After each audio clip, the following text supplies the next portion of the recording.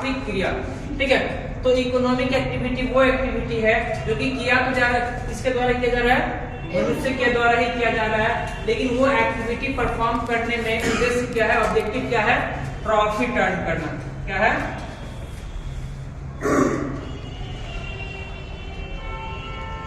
उद्देश्य क्या है, प्रॉफिट अर्न करना, लाभ कमाना, क्या है यहाँ पे उद्देश्य है, ठीक है। कुछ भी आप काम करते हैं, कोई भी एक्टिविटी आप करते हैं तो कुछ ना कुछ तो क्या होता है, गोल होता ही है, टारगेट होता ही है, ठीक है।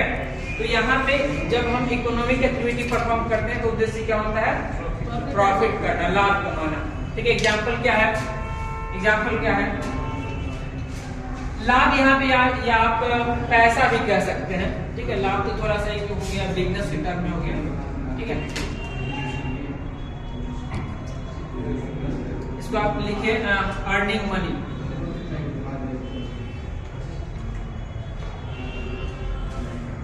पैसा कमाना यहाँ पे क्या है, उद्देश्य होगा, ठीक है। एग्जाम्पल में हो गया जैसे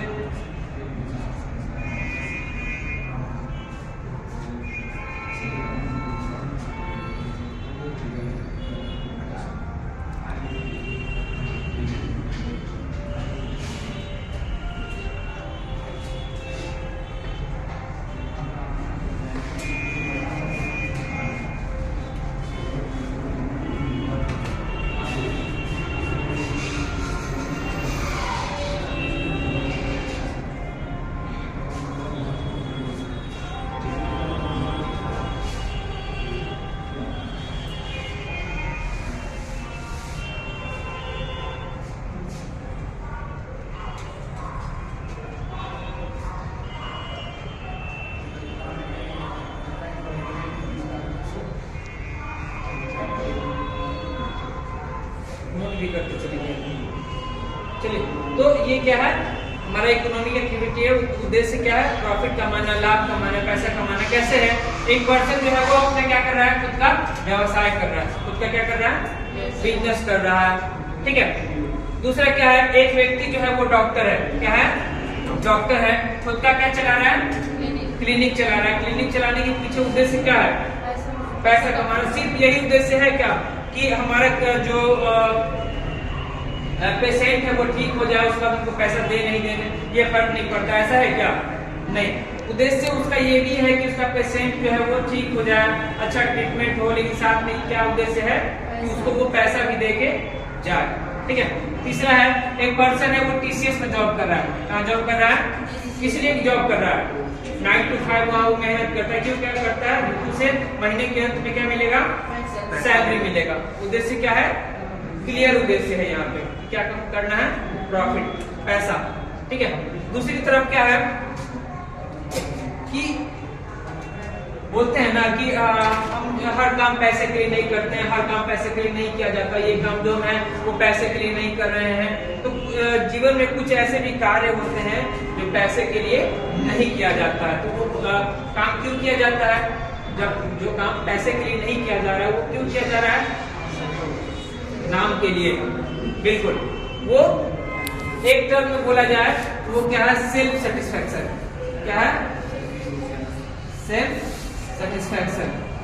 सेल्फ सेटिस्फैक्शन मतलब आत्मसंतुष्टि, ठीक है। खुद को कुछ ऐसा हम काम करके आते हैं जिससे भले ही पॉकेट में पैसा नहीं आया लेकिन खुशी बहुत मिलती है, संतुष्टि मिलती है, ठीक है। अच्छा महसूस होता है कि आज हमने कुछ अच्छा किया है, ठीक है। तो उसी को हम क्या बोलते हैं, self satisfaction. Self satisfaction example क्या हो सकता है, कौन कौन काम हम सेल्फ सेटिस्फैक्शन के लिए करते हैं, जैसे डोनेशन, जैसे क्या है, डोनेशन, जैसे क्या है, चैरिटी, और क्या है, और क्या है, एक आदमी जो है वो जो प्रिंस है जो वो टेम्पल में पूजा कर रहा है, ठीक है। तो ये सब जो काम हो रहा है इसके पीछे उद्देश्य क्या होता है, सेल्फ सेटिस्फैक्शन। यहाँ पे दूर दूर तक हमारा जो उद्देश्य में, हमारे टारगेट में पैसा नहीं आता है, ठीक है। तो उसको हम क्या बोलते हैं, नॉन इकोनॉमिक एक्टिविटी। तो क्योंकि हमारा जो सब्जेक्ट है वो कॉमर्स है, बिजनेस स्टडी है, तो इसकी पढ़ाई हम यहीं तक करेंगे, ठीक है। क्योंकि ये हमारा सब्जेक्ट का पार्ट ही नहीं है। इसकी पढ़ाई सोशियोलॉजी या फिर और जगह कहीं पढ़ाई होती होगी, हमें किससे लेना देना है? इकोनॉमिक एक्टिविटी से। ठीक है बेटा, आप लोग जल्दी जल्दी लिखिएगा, समझते चलिए, आगे बढ़ते चलेंगे। ठीक है,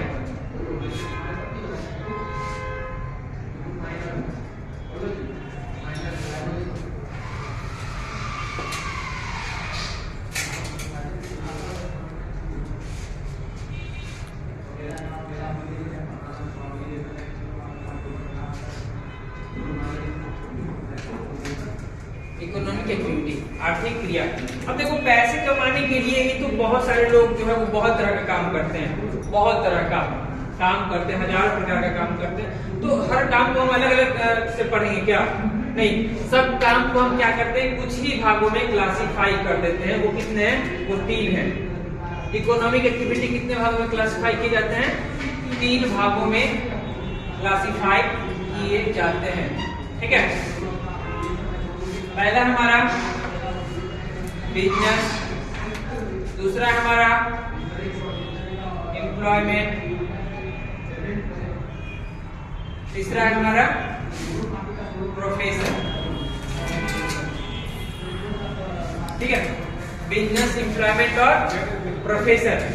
ठीक है, चाहे आप व्हाइट वाला चेयर हटा दीजिए, से ही पैसा कमा रहे हैं, किसी भी माध्यम से आप पैसा कमा रहे हैं, हाँ, वो सारा जो है वो इन तीनों में से ही एक होगा।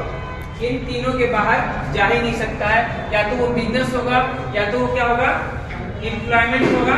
अगर इन दोनों में से अगर नहीं है कोई, तो कौन होगा? और उसको प्रोफेशन होगा। ठीक है, समझते हैं तीनों को। ग्लोब हटा पहले आसान है एम्प्लॉयमेंट, इसको हम खत्म करते हैं। एम्प्लॉयमेंट मतलब क्या? रोजगार। एम्प्लॉयमेंट मतलब रोजगार। ठीक है, तो एम्प्लॉयमेंट किसको बोलेंगे?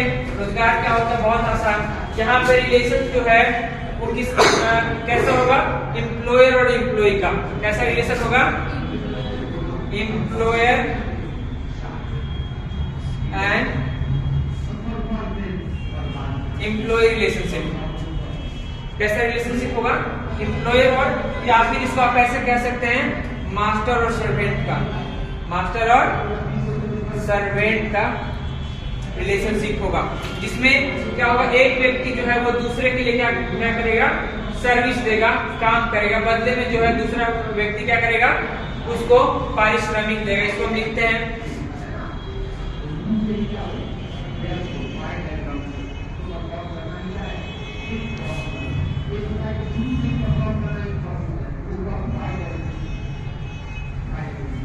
सुनिए ना, आर्ट ऑफ टीचिंग जो चल रहा था ना, उसी में लाइव कर दीजिए।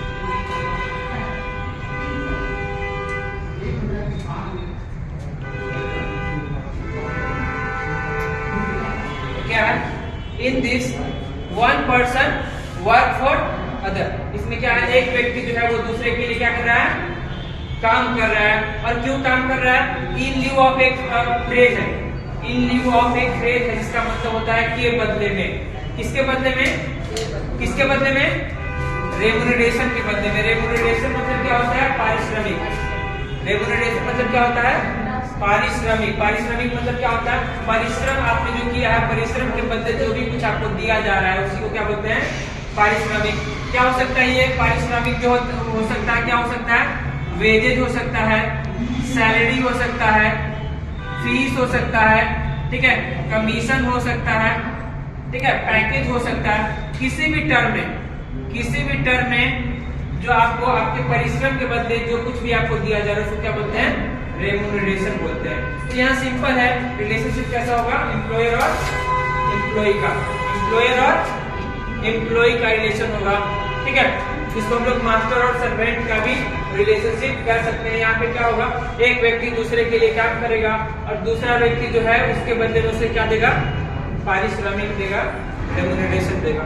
तो एम्प्लॉयमेंट में इतना ही है, ठीक है। एम्प्लॉयमेंट को इतना ही समझना है। दूसरा हम समझते हैं किसको? प्रोफेशन को। प्रोफेशन को हिंदी में बोलते हैं पेशा। क्या बोलते हैं? पेशा, ठीक है। तो ये क्या होता है?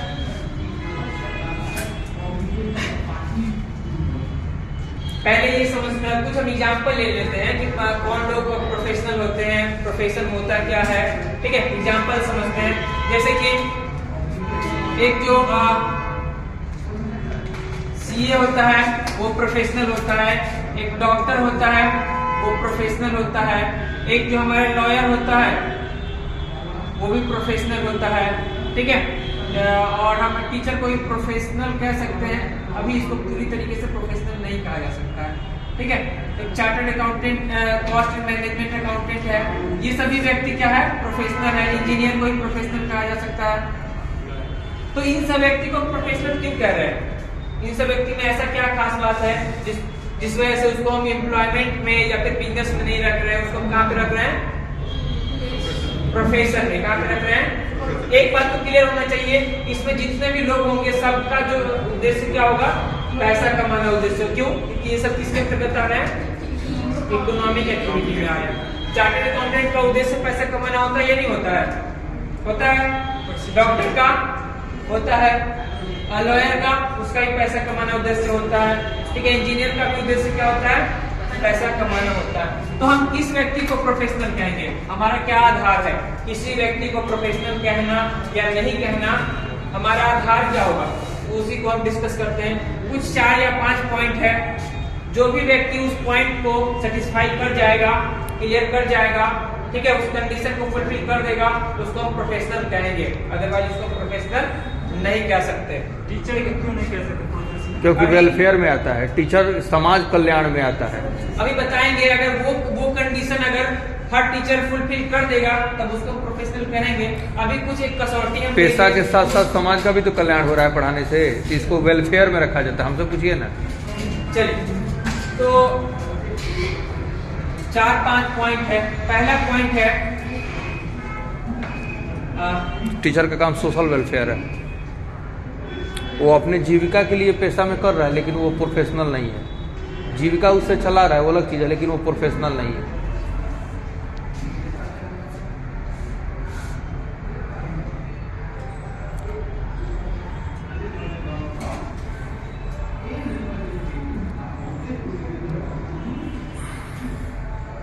पहला क्या है, specialised body of knowledge. Specialised body of knowledge. तो प्रोफेशनल का जो सबसे पहला जो क्राइटेरिया है, जो प्रोफेशनल होगा वो अपने काम में क्या होगा, वो स्पेशलाइज्ड होगा। अपने काम में वो क्या होगा, स्पेशलाइज्ड होगा।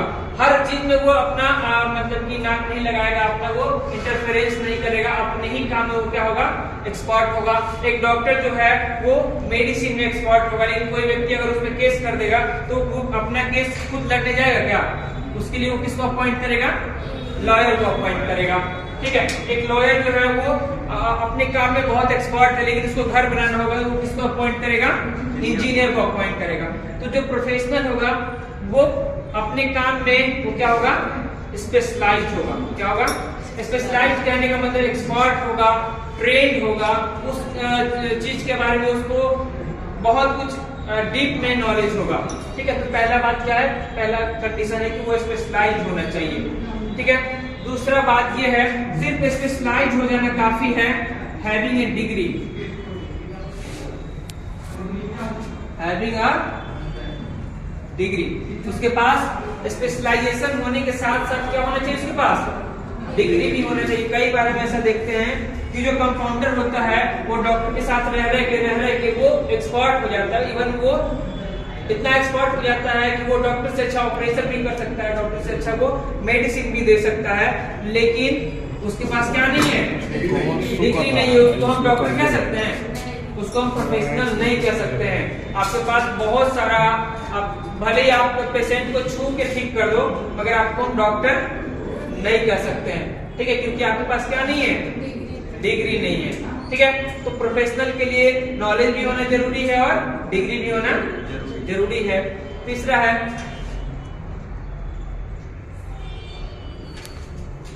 वीडियो बनाना है। मेरी बात करिए, कॉमर्स फोल्डर नहीं बनाए हैं इसलिए नहीं शो कर रहे हैं। आप आर्ट ऑफ टीचिंग का फोल्डर में डालिए ना वीडियो। आर्ट ऑफ टीचिंग में नहीं रहा, उसमें ऑलरेडी टिक हो चुका है। आर्ट ऑफ टीचिंग का क्लास जैसे बन चुका है उसको, तो फिर से हम नहीं ले सकते हैं। फिर से दिया जा रहा है तो ले नहीं रहा है, ये उसमें ऑलरेडी टिक लगा हुआ है। Associated with an association whole life, associated with an association whole life, एक संस्था से उसे क्या रहना होगा, पूरे लाइफ टाइम जुड़ा रहना पड़ेगा। एक संस्था से उसे पूरे लाइफ टाइम तक क्या होना रहेगा, जुड़ा रहना पड़ेगा। जैसे कि एक चार्टर्ड अकाउंटेंट जो होता है, एक जो चार्टर्ड अकाउंटेंट होता है, वो जिस दिन अपना चार्टर्ड अकाउंटेंट का डिग्री चार्टर्ड अकाउंटेंट का अपना जर्नी स्टार्ट करता है, जो पहला एग्जाम देता है, उस दिन से लेके वो जब तक सीए क्वालिफाई करता है, और सिर्फ क्वालिफाई नहीं करता है, वो जब तक एज ए सीए काम करता है तब तक उसे मेंबर बना रहना पड़ता है। किसका मेंबर बना रहना पड़ता है, आईसीएआई का। किसका, आईसीएआई। आपने नाम सुना जरूर होगा, institute of chartered accountant of India, institute of chartered accountant of India. तो जब तक एक सीए जो है सीए के रूप में काम करता है लाइफ टाइम तक, तब तक उसे किसका मेंबर बना रहना पड़ेगा। जिस दिन वो आईसीआई का मेंबर नहीं रहा, वो अपने नाम के आगे सीए नहीं लिख सकता, सीए का जो काम होता है ऑडिट करना, वो नहीं कर सकता है। समझ में आया, ठीक है। उसी तरीके से एक जो डॉक्टर होता है, वो किसका मेंबर होता है, एमसीआई का। किसका, मेडिकल काउंसिल ऑफ इंडिया। ठीक है, जब तक वो डॉक्टर के रूप में काम कर रहा है, उसे किसका बात मानना पड़ेगा, एमसीआई का बात। उसी तरीके से जो लॉयर होता है, उसको बीसीआई, इसका बार काउंसिल ऑफ इंडिया का एसोसिएशन का मेंबर बना रहना पड़ता है। तो उसी तरीके से हर एक प्रोफेशनल को एक किससे जुड़ा हुआ रहना पड़ेगा, एक एसोसिएशन से जुड़ा हुआ रहना पड़ता है। और ये एसोसिएशन जो है वो इसके लिए क्या जारी करता है, code of conduct, code of conduct. ठीक है, कोड ऑफ कंडक्ट मतलब इसको हिंदी में बोलते हैं आचार संहिता। आप लोगों ने कई बार सुना होगा इसका ऐसा शब्द। ठीक है, तो आचार संहिता मतलब क्या होता है, कोड ऑफ कंडक्ट मतलब जो रूल्स एंड रेगुलेशन, क्या होता है, रूल्स एंड रेगुलेशन किसके द्वारा जारी किया जाता है, इसी संस्था के द्वारा। एक सीए को कहाँ पे साइन करना है, कहाँ पे नहीं साइन करना है, किस डॉक्यूमेंट को वो रिजेक्ट करना है, किसको एक्सेप्ट करना है, ये सब कौन बताएगा, आईसीआई। एक डॉक्टर को किसको ट्रीटमेंट करना है, किसको नहीं करना है, ठीक है, क्या करना है, ये सब कौन बताता है, एमसीआई बताता है। किसके थ्रू, कोड ऑफ कंडक्ट के थ्रू। ठीक है, तो अगर कोई भी व्यक्ति जो है, एक चीज और है, ये चारों समझ में आया, पहले ये चारों समझ में आया। उसके बाद लास्ट में एक पॉइंट है,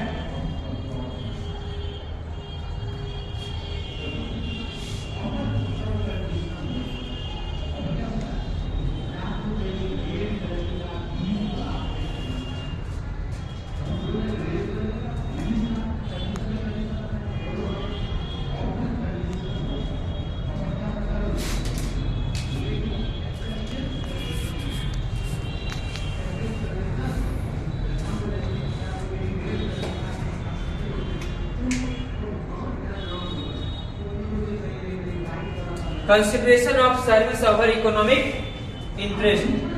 ठीक है, जब किसी प्रोफेशनल को किसी दो में से एक चुनाव करना है, किसी दो में से एक चुनाव करना है, ये दो क्या होगा, वो दो ये हो सकता है कि जैसे होता है ना, कई बार में जीवन में दुविधा हो जाता है, इस रास्ते पे जाए या उस रास्ते पे जाए। तो अगर किसी प्रोफेशनल को ये दिक्कत आ रहा है कि उसे पैसा के लिए जाना चाहिए या सर्विस देना चाहिए, दोनों में से कोई एक ही हो सकता है, या तो हम पैसा कमा सकते हैं या तो सर्विस दे सकते हैं। तो उस केस में उसे किसको चूज करना होगा, सर्विस को चूज करना होगा। हालांकि वो है किसका पार्ट, इकोनॉमिक एक्टिविटी का। 99% केस में उसे क्या करना है, इकोनॉमिक को ही प्रेफरेंस देना है। लेकिन क्योंकि अब हर पेशेंट ऐसा थोड़ी आएगा जिसके पास पैसा नहीं होगा, 1% ही ऐसा पेशेंट आएगा, या 1% ही कोई ऐसा क्लाइंट आएगा जिसके पास पैसा नहीं होगा। तो उस केस में आपको किसको तरजीह देना है, सर्विस को। किसको देना है, सर्विस को। ठीक है, तो ये इसका इंपॉर्टेंट है, consideration of service over economic interest. ठीक है, जब कोलिजन होगा इकोनॉमिक इंटरेस्ट में और सर्विस में, तो किसको प्रेफरेंस देना है, सर्विस को। ठीक है, तो ये पांचों समझ में आया। तो अगर कोई भी आदमी ये कंडीशन को फुलफिल कर जाएगा तो उसको प्रोफेशनल मानेंगे। अब आपने पूछा था कि हम टीचर को सर प्रोफेशनल क्यों नहीं कहते हैं, ठीक है। तो वो टीचर जो है वो कई सारे क्राइटेरिया को फुलफिल करता है, लेकिन कुछ क्राइटेरिया जिसको फुलफिल नहीं करता है। जैसे स्पेशलाइज्ड बॉडी ऑफ नॉलेज बिल्कुल है, जो भी टीचर होता है वो अपने फील्ड में क्या होता है, एक्सपर्ट होता है। अब जो है हालांकि पहले तो ऐसा नहीं था कि डिग्री टीचर होने के लिए डिग्री होना ही चाहिए, ऐसा है कि अभी भी नहीं, ऐसा नहीं है कि टीचर होने के लिए। हम ये नहीं बात कर रहे हैं कि सिर्फ गवर्नमेंट में ही जो टीचर हो उसी को टीचर मानेंगे, ठीक है। हालांकि अब स्कूल में भी ऐसा कर दिया है कि टीचर होने के लिए प्राइवेट स्कूल में भी होने के लिए बीए होना चाहिए, ऐसा कर दिया है। लेकिन पहले ऐसा नहीं था, आपको आपके लिए एलिजिबिलिटी ही काफी है, वहां पे आपका डिग्री होना नहीं था। लेकिन अब धीरे धीरे क्या हो रहा है, उसको भी लागू किया जा रहा है। लेकिन जिस दिन खोल दीजिए, इसलिए मैं नहीं दे रहा, निकाल ठीक है। रहने दीजिए। तो एक बार ये उसको सटा क्या के है, फिर खोल दीजिए। डिग्री अभी भी जो है वो टीचर के लिए कंपलसरी नहीं है। जिस दिन उसको एक बार आपस में टच करके फिर ओपन करना होगा, वहाँ जाके उनका कर दीजिए ना। कई बार हो जाता है, कोई बात नहीं, एक मिनट में हम कर लेते हैं,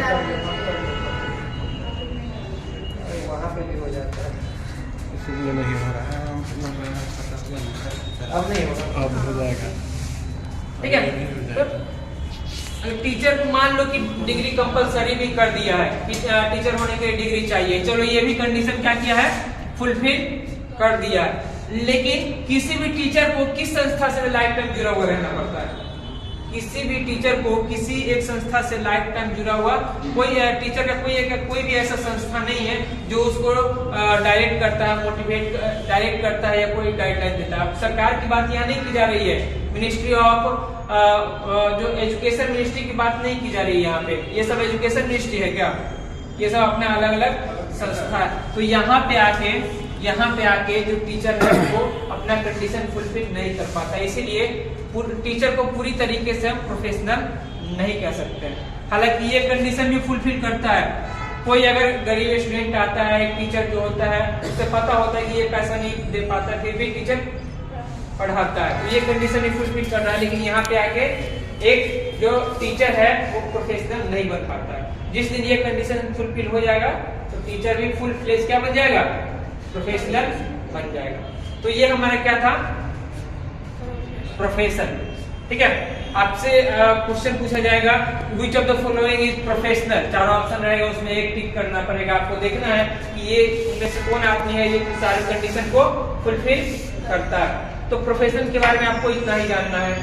आते हैं किस पे, बिजनेस पे।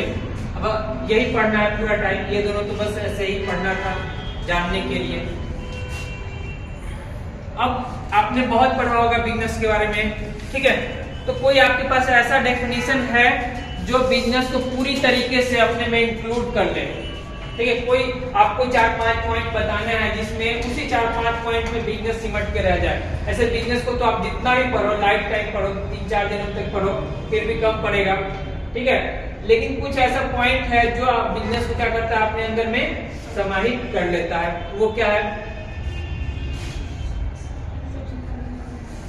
ऐसे हम किसके बारे में बात कर रहे हैं, इकोनॉमिक एक्टिविटी। तो ये कहने से अपने आप ही क्लियर हो जाता है कि इसका उद्देश्य क्या होगा, प्रॉफिट अर्निंग करना। क्या होगा, प्रॉफिट मोटिव हो जाएगा। फिर भी यहाँ पे हम लिख दे रहे हैं, ठीक है। हालांकि इकोनॉमिक एक्टिविटी कह देने से इतना ही काफी है कि बिजनेस का उद्देश्य क्या होगा, प्रॉफिट कमाना होगा। तो यहाँ पे जो थोड़ा बहुत दुविधा था कि प्रॉफिट को देखे या सर्विस को देखे, यहाँ पे बिल्कुल दुविधा नहीं है। यहाँ पे 100% एक ही उद्देश्य है, वो क्या है, profit profit profit, nothing else, ठीक है। दूसरा है exchange of goods and services.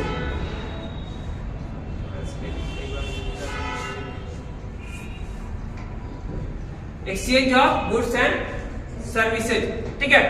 तो बिजनेस आप कर रहे हैं तो कुछ तो कर रहे होंगे, प्रॉफिट ऐसे थोड़ी आ जाता है अकाउंट में, कुछ तो कर रहे होंगे। या तो गुड्स का एक्सचेंज कर रहे होंगे, गुड्स को खरीद बिक्री कर रहे होंगे, या फिर गुड्स को मैन्युफैक्चर कर रहे होंगे, या फिर जरूरी नहीं कि गुड्स का ही बिजनेस हो, किसका भी बिजनेस हो सकता है, सर्विसेज का भी बिजनेस हो सकता है। इवन अगर आज हम डाटा उठा कर देखें तो सर्विस का जो बिजनेस है, सर्विस इंडस्ट्री जो है वो गुड्स इंडस्ट्री के मुकाबले ज्यादा तेजी से ग्रो कर रहा है। ठीक है, तो हम जब बिजनेस की बात करेंगे तो गुड्स का भी बात करेंगे और सर्विसेज का भी बात करेंगे। ठीक है, तीसरा है in a continuous manner, in a continuous manner. ठीक है, हम एक दिन कुछ खरीद बिक्री कर लिए, पुराना मोबाइल पड़ा हुआ था, हैंग हो रहा था, ठीक है, उसको बेच दिए, किसी उल्लू को बेचे तो प्रॉफिट भी हो गया। ठीक है, तो इसका मतलब क्या कि हम उसका बिजनेस कर रहे हैं, वो बिजनेस में नहीं, बिजनेस में नहीं आता है। बिजनेस में आएगा क्या? ये हमारा डेली का काम है क्या? हाँ, किसी आदमी का सेकेंड हैंड मोबाइल खरीदना बेचना उसका काम है तो उसको हम बिजनेस कह सकते हैं। लेकिन एक दिन से हमारा कुछ, एक दिन हम कुछ खरीद बिक्री कर लिए, प्रॉफिट भी हो गया, लॉस भी हो गया, तो उसको हम बिजनेस में नहीं लाएंगे। ठीक है, जो भी हम कर रहे हैं वो कैसा होना चाहिए, कंटिन्यूअस मैनर में होना चाहिए। फोर्थ जो है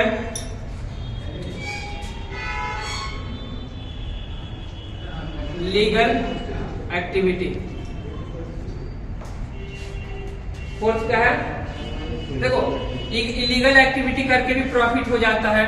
ठीक है, एग्जांपल अभी देंगे, एक्सचेंज भी हम कर लेते हैं, रेगुलर भी हम कर लेते हैं, लेकिन वो क्या नहीं होता है, अगर वो लीगल नहीं है तो उसको बिजनेस नहीं कहेंगे। जैसे एग्जांपल क्या है कि आर्म्स को खरीद बिक्री करना, आर्म्स मतलब कि बिल्कुल जो डिस्ट्रक्टिव चीज होता है जिसको सरकार ने बैन करके रखा हुआ है, जिसका बिजनेस करने से, अगर वैसे चीज का हम अगर बिजनेस करते हैं तो उसमें प्रॉफिट तो कई गुना होता है, लीगल एक्टिविटी से ज्यादा ही क्या होता है, प्रॉफिट होता है। एक्सचेंज भी हम कर रहे हैं किसी न किसी चीज का, AK-47 का। ठीक है, उसके बाद क्या हो रहा है, हम कंटिन्यूअसली भी कर रहे हैं, लेकिन वो लीगल है क्या, नहीं, तो उसको हम बिजनेस कहेंगे, बिजनेस कहेंगे क्या? कोई हमने किसी को सामान भेजा और पैसा हमें नहीं मिल रहा, उस बात के लिए हम कोर्ट जा पाएंगे? नहीं जा पाएंगे।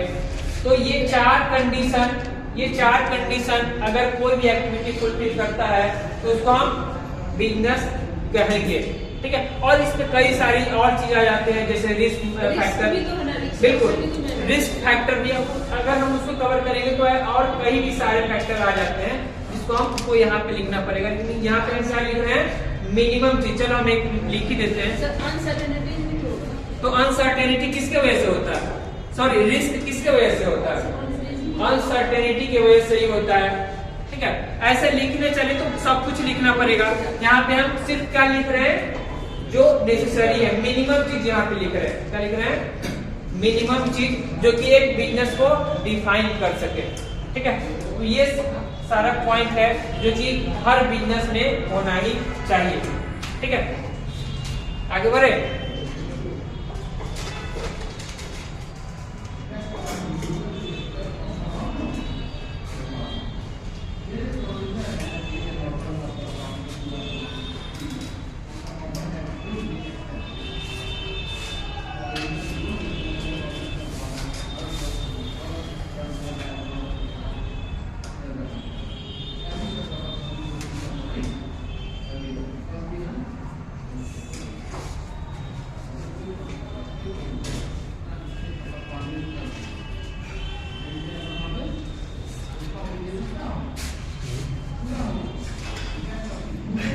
आगे हम समझ पढ़ेंगे बिजनेस के बारे में ही।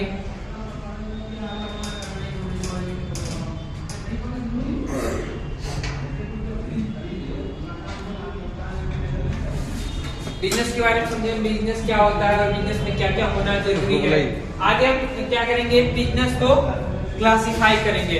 बिजनेस को क्या करेंगे, क्लासिफाई करेंगे। ठीक है, कितने भागों में किया जाता है, वीडियो बनाइए, चल रहा है बस आपको डायरेक्शन बैठ जाइए।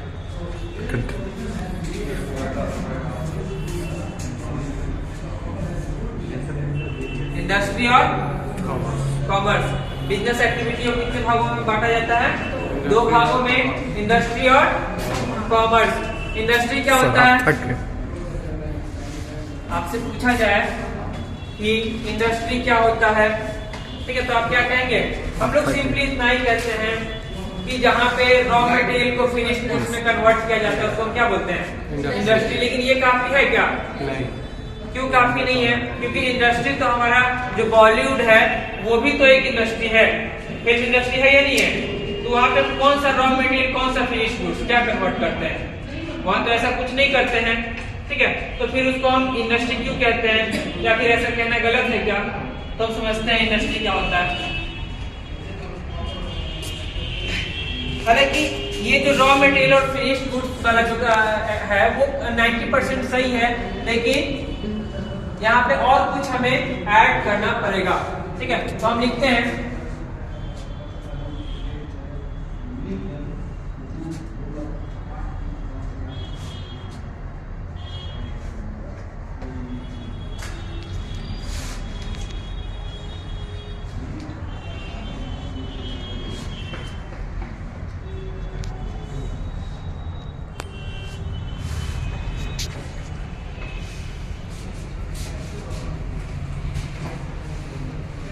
a place where goods are produced and services are procured, ठीक है, a place where goods are produced and services are procured, ठीक है, क्योंकि सर्विस के साथ हम वर्ड procured नहीं जोड़ सकते हैं, तो सर्विस के केस में हम क्या लिखते हैं? procured, ठीक है। तो इंडस्ट्री वो जगह है, वो प्लेस है जहाँ पे गुड्स को क्या किया जाता है? प्रोड्यूस किया जाता है, और प्रोड्यूस वर्ड के लिए ही सर्विस के केस में क्या यूज किया जाता है? प्रोक्योर्ड। क्या यूज किया जाता है? चाहे हिंदी इंग्लिश का कोई इशू नहीं है ना, अगर इशू है भी तो आप, ठीक है, बुक पढ़िए, ठीक है, क्योंकि आप टीचर बनेंगे कल को, तो आपसे कोई बच्चा अगर इंग्लिश में पढ़ना है तो कैसे पढ़ाएंगे, ठीक है, तो हिंदी इंग्लिश का कॉम्बिनेशन होना चाहिए आपके पास। तो ये हमारा क्या है? इंडस्ट्री, उद्योग, ठीक है, और दूसरी तरफ क्या है? कॉमर्स। दूसरी तरफ क्या है? कॉमर्स। तो कॉमर्स क्या है? तो इंडस्ट्री का काम है क्या? कि गुड्स और सर्विसेज को प्रोड्यूस कर देना। गुड्स और सर्विसेज को क्या कर देना है? प्रोड्यूस कर देना। बाकी उस गुड्स के साथ क्या होगा, सड़ जाएगा, फेंका जाएगा, यूज होगा, नहीं यूज होगा, ये इंडस्ट्री का काम नहीं है। इंडस्ट्री का काम है गुड्स को सिर्फ क्या कर देना? प्रोड्यूस या सर्विसेज को प्रोक्योर कर देना। बाकी उस गुड्स को फाइनल कंज्यूमर तक कैसे पहुंचाना है, कैसे पहुंचेगा, ये सब किसका काम है? कॉमर्स का।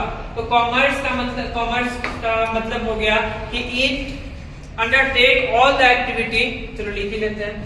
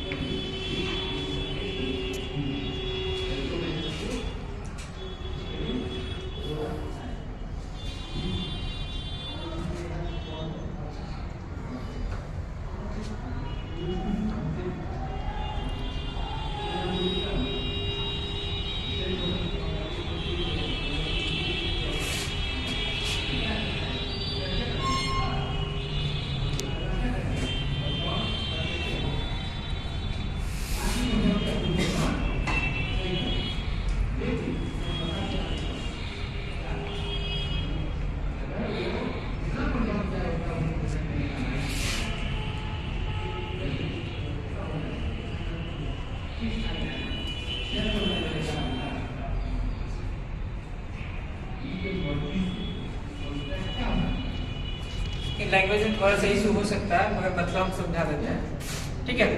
तो इंडस्ट्री का काम क्या होता है, सॉरी कॉमर्स का काम होता है, कॉमर्स में वो सारी क्रियाएं आ जाती है, वो सारी एक्टिविटी आ जाती है जिसमें क्या होता है कि इंडस्ट्री को कॉमर्स क्या करना है, इंडस्ट्री से गुड्स उठाना है, वहां से उठाना है और कहां तक पहुंचाना है, फाइनल कंज्यूमर तक। तो ऐसा तो होता नहीं है कि यहाँ से उठाया और वहां पे पटक दिए। इस बीच में क्या होता है, बहुत सारे प्रक्रिया, बहुत सारे एक्टिविटी को परफॉर्म किया जाता है। तो क्या क्या एक्टिविटी होता है वो सब हम बताएंगे, लेकिन उससे पहले हम क्या बताएंगे, इंडस्ट्री के बारे में। किसके बारे में, इंडस्ट्री। तो इंडस्ट्री तो समझ गए, the place where goods are produced and services are procured, ठीक है।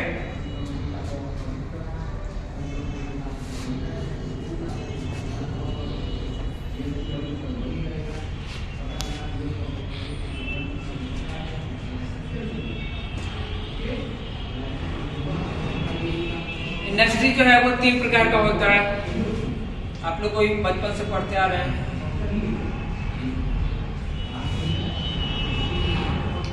और क्वेश्चन यहाँ से आएगा ही आएगा।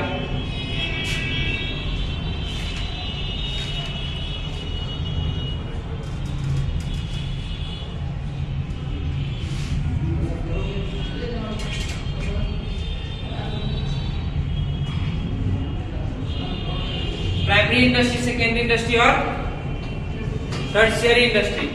प्राइमरी इंडस्ट्री, सेकेंडरी इंडस्ट्री और टर्शियरी इंडस्ट्री। हालांकि ये जो टर्शियरी इंडस्ट्री है वो कॉमर्स का ही पार्ट है, ठीक है। जब हम यहाँ पे बात करेंगे तो टर्शियरी इंडस्ट्री में जो है वो सारा का सारा एक्टिविटी कहाँ परफॉर्म किया जाता है, कॉमर्स में ही किया जाता है, ठीक है। यहाँ पे हम 2 ही चीज पढ़ाएंगे, प्राइमरी और सेकेंडरी, ठीक है। तो प्राइमरी इंडस्ट्री क्या होता है, ऐसा इंडस्ट्री, ऐसा उद्योग जो कि डायरेक्टली कनेक्टेड है किससे, नेचर से। किससे कनेक्टेड है, नेचर मतलब प्राकृतिक। ऐसे देखा जाए तो हमारे आसपास जितनी भी चीज है, जितनी भी इंडस्ट्री है, वो डायरेक्टली और डायरेक्टली या इनडायरेक्टली कनेक्टेड किससे है, नेचर से ही है, ठीक है। डायरेक्टली या इनडायरेक्टली किससे कनेक्टेड है, नेचर से ही है। लेकिन यहाँ पे हम किसकी बात करेंगे, जो कि डायरेक्टली कनेक्टेड है, किससे, डायरेक्टली कनेक्टेड है नेचर से। जैसे कौन सा इंडस्ट्री हो गया, जैसे एग्रीकल्चर, जैसे क्या, एग्रीकल्चर डायरेक्टली किससे कनेक्टेड है, नेचर से। किससे, नेचर से। एनिमल हस्बेंड्री डायरेक्टली किससे कनेक्टेड है, फिशिंग किससे कनेक्टेड है, नेचर से। प्लांटेशन डायरेक्टली कनेक्टेड है नेचर से। जो हम लोग माइनिंग करते हैं, जो हमें जमीन के नीचे से सोना, चांदी, डायमंड, कॉपर, आयरन, ये सब जो मिल रहा है वो डायरेक्टली कनेक्टेड किससे है, नेचर से। अब भले ही हम आयरन से हम बड़ी हम क्या करते हैं, चेयर बना लेते हैं, कुछ और घर बना लेते हैं, रॉड बना लेते हैं, ये सब सेकेंडरी इंडस्ट्री में आ जाएगा। लेकिन जो हमें नेचर से जो हमें खादान मिला है, मिनरल्स मिला है, अगर उसका कोई इंडस्ट्री है तो उसको हम किस में लाएंगे, प्राइमरी में। उसको किस में लाएंगे, प्राइमरी में। प्राइमरी से मिले हुए गुड्स के साथ हम क्या करते हैं वो बात की बात है, लेकिन फिलहाल जो हमें डिगिंग करते हैं, माइनिंग करते हैं और वहां से हमें जो मटेरियल मिलता है वो हमें, उसको हम किस में लाएंगे, प्राइमरी इंडस्ट्री में लाएंगे। वो डायरेक्टली कनेक्टेड किससे है, नेचर से। किससे है, तो हमने आपको 2 तरह का एग्जाम्पल दिया, हमने आपको कितने तरह का, 2 तरह का एग्जाम्पल दिया। एक ऐसा एग्जाम्पल दिया है जो कि लाइफ से कनेक्टेड है, किससे, इसमें जो सजीव है, जिसमें जीवन है, जैसे कि प्लांट, जैसे एग्रीकल्चर, जैसे कि एनिमल हस्बेंड्री, जैसे कि हॉर्टिकल्चर, जैसे कि फिशिंग। ये सब ऐसा इंडस्ट्री है जो कि किससे कनेक्टेड है, लिविंग थिंग्स से। किससे है, लिविंग थिंग्स से। और दूसरा ऐसा इंडस्ट्री है जो कि वो है प्राइमरी में ही है, किसमें, प्राइमरी में ही, लेकिन वो लाइफ से कनेक्टेड नहीं है। भले ही जो हीरा है कितना ही महंगा हो जाए, लेकिन वो सजीव है क्या, वो सजीव है क्या, नहीं, सजीव नहीं है, ठीक है। तो उसी आधार पे हमने प्राइमरी इंडस्ट्री को 2 भागों में बांटा है। पहला हमारा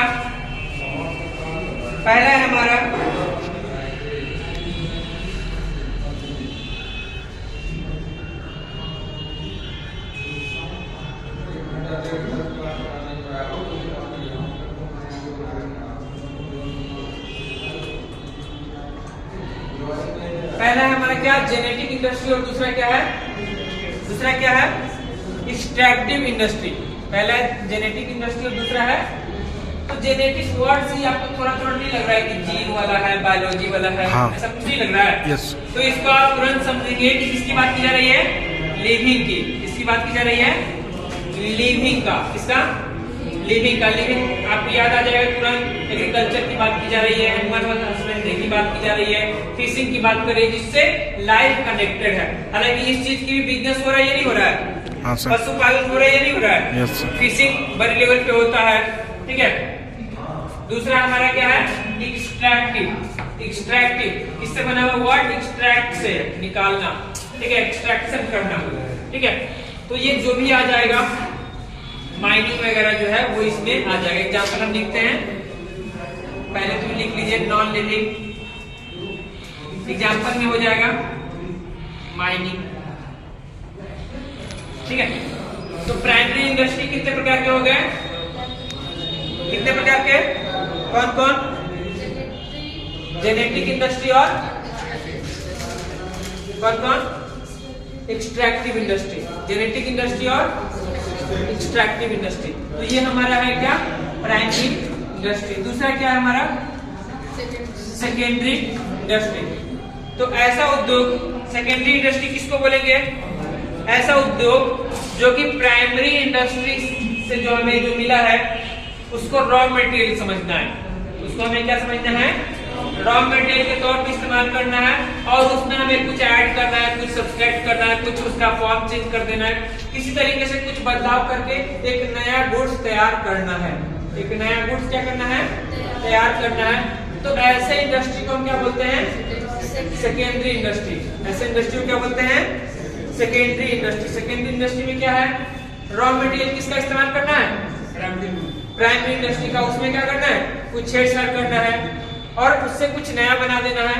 तो ऐसे इंडस्ट्री को क्या बोलेंगे, सेकेंडरी। जैसे कि मिल्क हमें कहां से मिला है, प्राइमरी इंडस्ट्री से। कहां मिला है, प्राइमरी। उसमें हमने कुछ उसका बटर बना दिया, उसका स्वीट बना दिया, उसका पनीर बना दिया। ये किसमें, किस इंडस्ट्री में आ गया, सेकेंडरी में आ गया। आयरन हमें कहां से मिला, माइनिंग करके मिला प्राइमरी इंडस्ट्री से, और हमने आयरन को क्या बना दिया, एसी बना दिया। तो वो क्या हो गया, सेकेंडरी इंडस्ट्री में आ गया, ठीक है। क्या, पेट्रोल प्राइमरी। पेट्रोल किसमें आएगा, देखो पेट्रोल जो पेट्रोल हम इस्तेमाल करते हैं वो डायरेक्टली ऐसा नहीं होता कुआं से निकाले और हम बाइक में डाल दिए, ऐसा होता है क्या, वो बहुत रॉ फॉर्म में होता है। उसको रिफाइन किया जाता है। रिलायंस जैसी कंपनी है, उसके बाद ONGC जैसी कंपनी है जो उसको रिफाइन करती है और इस यूज में लाती है। तो जो हमें पेट्रोल दिखता है वो किस में आएगा, सेकेंडरी इंडस्ट्री में आएगा, क्योंकि वो प्रोसेसिंग के बाद हमारे पास आया है, ठीक है। चलिए, तो ये हमारा हो गया। और इसका भी कोई टाइप है क्या, बिल्कुल टाइप है। पहला हमारा दो प्रकार का होता है,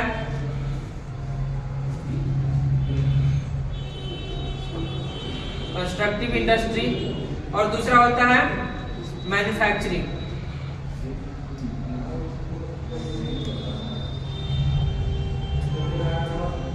जहां तक नहीं पता चले पूछ लेना, ठीक है। पहला हमारा कंस्ट्रक्टिव इंडस्ट्री और दूसरा क्या है, मैन्युफैक्चरिंग इंडस्ट्री। एग्जांपल समझते हैं। आपको डेफिनेशन से अगर आप जाएंगे तो दोनों के बारे में कुछ डिफरेंस पता नहीं चल पाएगा। अगर हम डेफिनेशन अगर बताएंगे तो दोनों के बीच में आपको कोई अंतर नहीं पता चलेगा, इसीलिए एग्जांपल से समझाते हैं और वहीं से ज्यादा क्लियर होगा, ठीक है।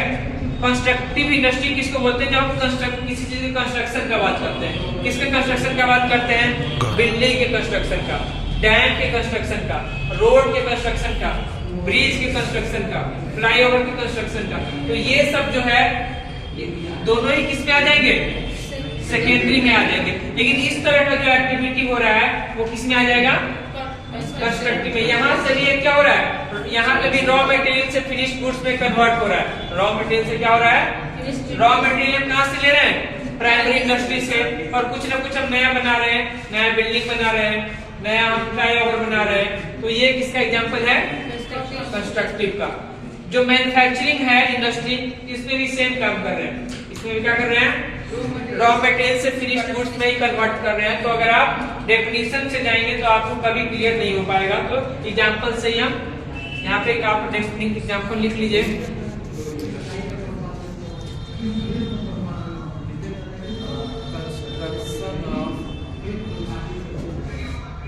Roads, buildings, dams, bridge, flyover, ठीक है। तो ये किसमें आ जाएगा, कंस्ट्रक्टिव इंडस्ट्री। इसके अलावा जो कुछ भी है वो किसमें आ जाएगा, मैन्युफैक्चरिंग में। जैसे मोबाइल बना लेना, जैसे लैपटॉप बना लेना, जैसे इसके अलावा जितने भी चीज आपको जरूरी नहीं कि इलेक्ट्रॉनिक ही, नॉन इलेक्ट्रॉनिक भी जो भी है, जैसे कि चेयर बना लेना। चेयर कंस्ट्रक्शन में आएगा क्या, किसमें आएगा, मैन्युफैक्चरिंग में ही आएगा। किसमें आएगा, तो इसके अलावा कंस्ट्रक्शन के अलावा, कंस्ट्रक्टिव के अलावा जो भी कुछ आएगा वो किसमें आएगा, मैन्युफैक्चरिंग में आएगा। तो ये हमारा क्या है, दो प्रकार का जो है वो सेकेंडरी इंडस्ट्री है, कंस्ट्रक्टिव और मैन्युफैक्चरिंग।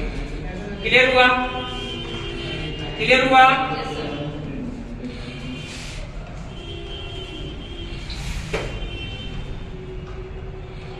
दिख रहा है। अब हमारा जो कंस्ट्रक्टिव है, सॉरी मैन्युफैक्चरिंग जो है,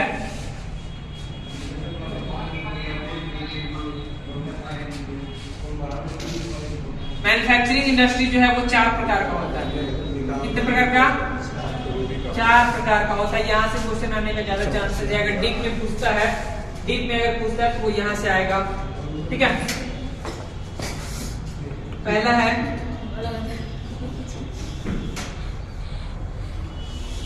एनालिटिकल इंडस्ट्री,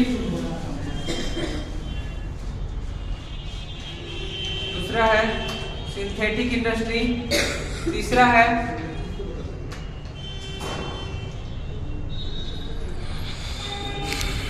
प्रोसेसिंग इंडस्ट्री और चौथा है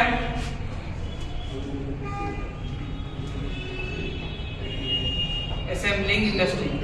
तो ये 4 प्रकार की जो है वो क्या है, मैन्युफैक्चरिंग इंडस्ट्री के 4 प्रकार होते हैं, ठीक है। पहला है हमारा एनालिटिकल इंडस्ट्री, दूसरा क्या है, सिंथेटिक इंडस्ट्री, तीसरा है प्रोसेसिंग इंडस्ट्री और चौथा क्या है, असेंबलिंग। क्या है, असेंबलिंग, ठीक है। समझते हैं क्या करते हैं। एनालिटिकल इंडस्ट्री क्या होता है, ऐसा इंडस्ट्री जिसमें रॉ मटेरियल एक ही है। रॉ मटेरियल क्या है, एक ही है और उससे हम कई तरह का फिनिश्ड गुड्स तैयार कर सकते हैं। आपके दिमाग में कोई एग्जांपल आ रहा हो,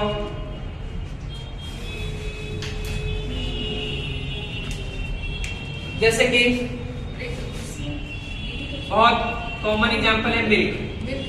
क्या है, मिल्क से हम क्या क्या बना सकते हैं, कई तरह का चीज। और हमसे ज्यादा आप अच्छे से बता सकते हैं, इसीलिए आप सोच लीजिए क्या क्या हम बना सकते हैं, ठीक है।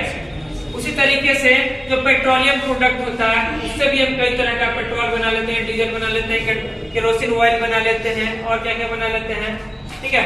तो ऐसा इंडस्ट्री जिसमें रॉ मटेरियल क्या है, एक ही है। रॉ मटेरियल क्या है, एक है और कई अलग अलग तरह का फिनिश्ड गुड्स हम तैयार कर सकते हैं एक ही रॉ मटेरियल से। तो ऐसे मिनरल को हम क्या बोलते हैं, एनालिटिकल इंडस्ट्री। अगर आपको थोड़ा कंफ्यूजन हो तो आपको रूप से समझा देते हैं याद रखने के लिए। किससे बना हुआ, एनालिसिस वर्ड से बना हुआ है। किस वर्ड से बना हुआ है, एनालिसिस। तो एनालिसिस का मतलब क्या होता है, एक छोटे चीज के बारे में जितना डीप में जाते हैं अलग अलग उसका ब्रांच निकल के आता है, ठीक है। अगर किसी चीज के बारे में अगर डीप में रिसर्च करते हैं तो उससे क्या होता है, अलग अलग चीज हमें पता चलता है। तो उस प्रोसेस को क्या बोलते हैं, एनालिसिस क्या बोलते हैं। और ऐसे इंडस्ट्री को क्या बोलते हैं, एनालिटिकल, ठीक है। तो रॉ मटेरियल क्या है, इसको हम शॉर्ट में लिखते हैं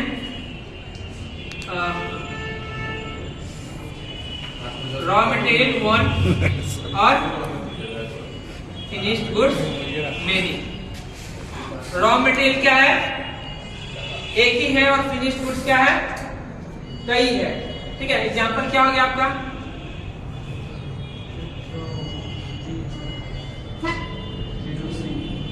हो गया पेट्रोलियम प्रोडक्ट, आयरन भी तो होगा। हाँ आयरन भी हो गया, आयरन ओर, आयरन ओर। ठीक है, जो आयरन का जो रॉ फॉर्म होता है उसको क्या बोलते हैं, आयरन ओर बोलते हैं। ठीक है, समझ में आया, आगे बढ़े। दूसरा हमारा क्या, सिंथेटिक इंडस्ट्री। कौन सा इंडस्ट्री, तो सिंथेटिक इंडस्ट्री जो है पहले का ठीक उल्टा है। सिंथेटिक वर्ड बना हुआ है सिंथेसाइज से, किससे, सिंथेसाइज मतलब क्या होता है, जब बहुत सारा चीज हमारे पास अवेलेबल होता है जोड़ तो उसमें से उसका हमें निचोड़ निकालना है। क्या करना है, निचोड़ निकालना है, उसको समराइज करना है, तो उस प्रोसेस को सिंथेसाइजेशन बोलते हैं या सिंथेसाइज बोलते हैं।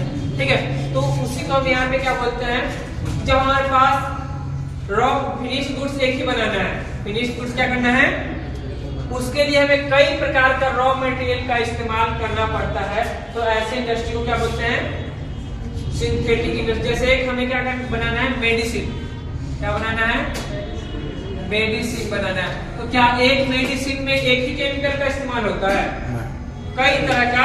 जब आप किसी भी टैबलेट पे या किसी भी मेडिसिन का जब आप लेवल पे पढ़ते हैं तो उसमें आपको उसका कॉम्पोजिशन बताया जाता है, सोडियम इतना है, फास्फोरस इतना है। ठीक है, हर तरह का आपको बताया जाता है, मतलब कि कई सारे एलिमेंट को, कई सारे केमिकल को जोड़ के आपको एक नया प्रोडक्ट दिया जा रहा है, तो ऐसे इंडस्ट्री को क्या बोलेंगे, सिंथेटिक इंडस्ट्री। तो इसमें हम क्या लिखेंगे, रॉ मटेरियल्स मेनी और फिनिश्ड गुड्स वन। कई तरह के रॉ मटेरियल को मिला के हम क्या करते हैं, एक फिनिश्ड गुड्स बनाते हैं, तो ऐसे इंडस्ट्री को क्या बोलते हैं, सिंथेटिक। एग्जांपल हो गया जैसे मेडिसिन, जैसे हो गया सोप, जैसे हो गया पेंट, ये सब क्या है, हमारा सिंथेटिक इंडस्ट्री है। आगे बढ़े,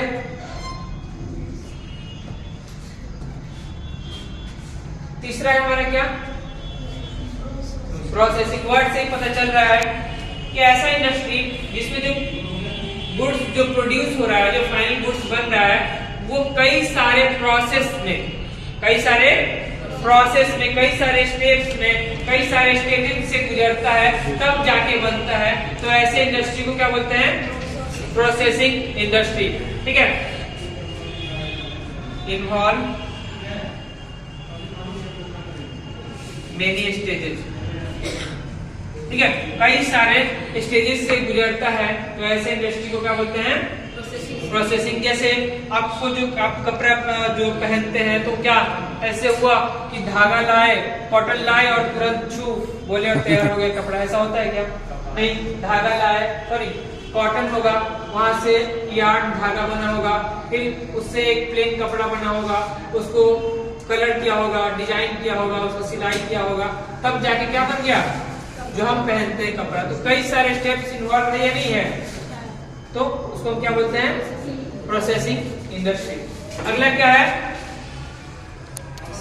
असेंबलिंग। वर्ड से ही पता चल रहा है क्या है, किस वर्ड से बना है, किस वर्ड से बना हुआ है, असेंबल वर्ड से। असेंबल मतलब क्या होता है, असेंबल मतलब क्या होता है, इकट्ठा करना। क्या करना, इकट्ठा करना। ऐसा इंडस्ट्री जिसमें अलग अलग चीज को अलग अलग जगहों से क्या करते हैं, इकट्ठा करते हैं, एक नया चीज बना देते हैं, एक नया बना देते हैं, और वो हमारे लिए यूजफुल हो जाता है, उसको हम बेचते हैं, तो ऐसे इंडस्ट्री को क्या बोलते हैं, असेंबलिंग इंडस्ट्री। एग्जाम्पल की बात की जाए, जैसे हम कुछ भी प्रोड्यूस नहीं करते, कुछ भी हम प्रोड्यूस, लेकिन हम चाहते हैं कि हमारा एक कार का ब्रांड हो, हमारा क्या हो, कार का ब्रांड हो। प्रोड्यूस करना कुछ भी नहीं आता है, ठीक है, लेकिन हम चाहते हैं कार का ब्रांड हो, तो हम क्या करेंगे, चक्का कहीं और से खरीदेंगे, इंजन कहीं और से खरीदेंगे, सीट कहीं और से खरीदेंगे, बॉडी पार्ट कहीं और से खरीदेंगे, उसका जो म्यूजिक सिस्टम कहीं और से खरीदेंगे, सब चीज को खरीद के ले जाएंगे, ले आएंगे अलग अलग ब्रांड से, और उसको क्या करेंगे, असेंबल कर देंगे। क्या करेंगे, जोड़ देंगे, असेंबल कर देंगे, जोड़ देंगे, ठीक है, क्या बन जाएगा? कार बन जाएगा। क्या बन जाएगा? कार बन जाएगा। तो ऐसे इंडस्ट्री को क्या बोलते हैं? Assembling industry. अलग अलग पार्ट्स को अलग अलग जगह से खरीदते हैं, उसको असेंबल करते हैं और एक नए ब्रांड देते हैं और उस ब्रांड से मार्केट में लॉन्च करते हैं। ये इंडस्ट्री खूब चल रहा है अभी। जो है क्या चल रहा है? ये इंडस्ट्री अलग अलग जगहों से हम सब कुछ खरीदते हैं। आपको जो ब्रांड दिखता है कपड़ा का या किसी भी चीज का, क्या लगता है? वो ब्रांड खुद प्रोड्यूस करता है? नो सर, नहीं, वो अलग अलग चीज को अलग अलग ब्रांड से खरीदता है, उसको असेंबल करता है, अपना एक लोगो देता है और उसको मार्केट में लाता है अपने नाम से। तो हम कहते हैं कि इसका ब्रांड है। ठीक है, तो ये हमारा क्या हो गया? Assembling industry. यहाँ से क्वेश्चन पूछा जा सकता है। ठीक है, इन चारों में से कोई एक समझ में आया? यहाँ पे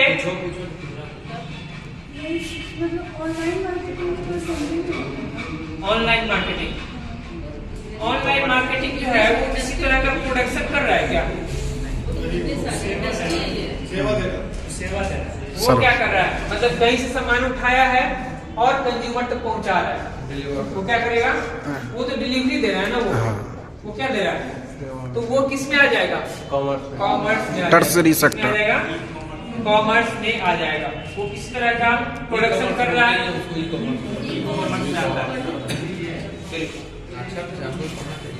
ठीक है, ये चारों समझ में आया? कोई कंफ्यूजन? तो प्रोसेसिंग इंडस्ट्री जो है इसका कोई एग्जांपल? सारे ही जो इंडस्ट्री है वो प्रोसेसिंग इंडस्ट्री। कोई भी ऐसा इंडस्ट्री है जो एक ही स्टेप्स में अपना फिनिश गुड्स बना ले? कोई भी ऐसा इंडस्ट्री है? एक बार नहीं होता। कोई भी एक ही स्टेप्स में कोई भी चीज नहीं बनता है। ठीक है, कई सारे स्टेप्स हमें लेने पड़ते हैं, कई सारे स्टेजेस से गुजरना पड़ता है। तो लगभग ऑलमोस्ट सारे ही जो इंडस्ट्री है वो प्रोसेसिंग इंडस्ट्री। अब आप ये नहीं समझ सकते हैं, ये नहीं कह सकते हैं प्रोसेसिंग में कपास आ सकता है। एक मिनट पहले मेरी बात को कंप्लीट करने दीजिए। ठीक है, एक करके समझिए। ऐसा आप बिल्कुल नहीं समझिए कि कोई जो इंडस्ट्री है वो अगर एनालिटिकल इंडस्ट्री है तो वो प्रोसेसिंग इंडस्ट्री नहीं हो सकता है। ऐसा बिल्कुल नहीं है। ठीक है, वही एनालिटिकल इंडस्ट्री में भी आ जाएगा और वही किसमें आ जाएगा? प्रोसेसिंग में ही आ जाएगा, वही असेंबलिंग में भी आ जाएगा। कोई भी बड़ी से बड़ी, एप्पल सबसे बड़ा ब्रांड है। एप्पल क्या है? तो हर चीज जो वो एप्पल के प्रोडक्ट में होता है, हर चीज वो खुद प्रोड्यूस करता है क्या? खुद प्रोड्यूस करता है? नहीं, बहुत सारा चीज वो क्या करता है? दूसरे से इंपोर्ट करता है, दूसरे से खरीदता है। जैसे बैटरी हो गया चाइना से, डिस्प्ले कहीं और से। ठीक है, और वो क्या करता है? असेंबल कर लेता है। तो ऐसा बिल्कुल नहीं है कि एक जो इंडस्ट्री है अगर वो असेंबली में आ गया तो वो सिंथेटिक में नहीं आएगा या कहीं और नहीं आएगा। तो एक ही चीज दो इंडस्ट्री में आ सकता है। ये सब इंडस्ट्री दिखता है सर? क्या? नाम से है, नाम के लिए ये बिल्कुल दिखता है कि आप इसमें आपको ऐसा क्या नहीं है जो क्या है जो नहीं दिखता है। एक कार कंपनी को सर असेंबलिंग कैसे तो प्रोसेसिंग कह देंगे ना, फिर तो सब तो एक ही है। अरे तो वही तो हम बता रहे हैं कि एक, हाँ वही तो हम बता रहे हैं कि एक, दे सकते हैं ना सर, ये बोल रहे हैं। हाँ क्या बोल रहे हैं? स्पेशल उसको नाम नहीं दे सकते। हाँ, स्पेशल नहीं कह सकते कि ये जो फलाना इंडस्ट्री है वो सिंथेटिक इंडस्ट्री है, तो हम ऐसा नहीं कह सकते। आपने सही एग्जांपल दिया है। एक जो ब्रांड है, एक जो कार की ब्रांड है जो खुद नहीं बनाती है, सब कुछ असेंबल कहीं और से खरीदती है और असेंबल करती है, तो उसको हम किस में लाएंगे? असेंबलिंग इंडस्ट्री में। लेकिन वो जो असेंबल कर रही है वो तो ऐसा नहीं कि एक ही प्रोसेस में अलग अलग जगहों से ला रही है, तो अलग अलग तरह का एक्टिविटी परफॉर्म कर रही है। ठीक है, फिर उसको कलेक्ट करती है, उसको असेंबल करती है, तो कई सारे स्टेजेस में वो डिवाइडेड है, तो उसको हम प्रोसेसिंग में भी कर सकते हैं। तो ऐसा बिल्कुल नहीं है कि एक इंडस्ट्री जो है वो एक ही का पार्ट होगा, कई का भी हो सकता है। समझे? रीजनिंग ना होगा सर? क्या नहीं होगा, ज्ञान रखने करवाइएगा। चलिए आगे बढ़ते हैं। तो इंडस्ट्री में हमें इतना ही जानना है। ठीक है, टर्शियरी की बात हम लोग करेंगे कॉमर्स में।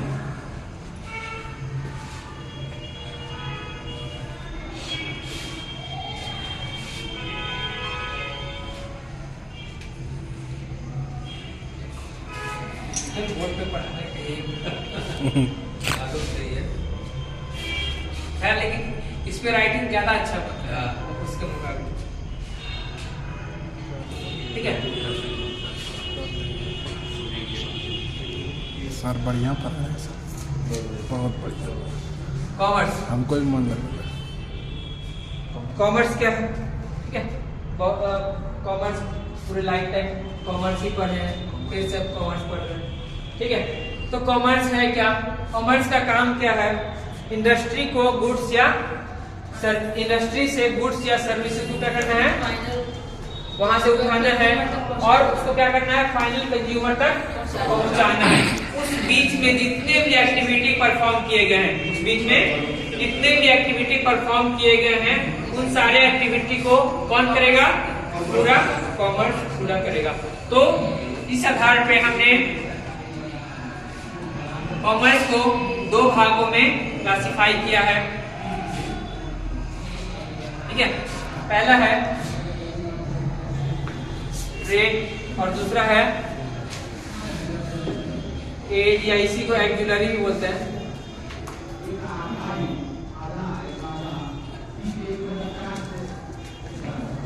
एड या एक्जुलरी टू ट्रेड, इसका मतलब होता है सहायक।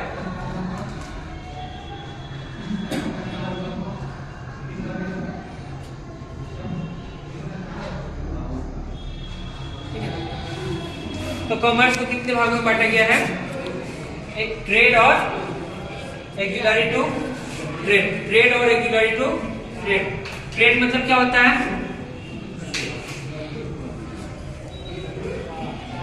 अच्छा ट्रेड मतलब होता है व्यापार, बिजनेस मतलब क्या होता है,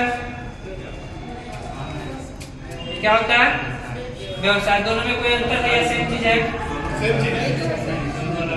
दोनों अलग अलग है सर। इसको लगता है अलग अलग है, तो क्या अलग है,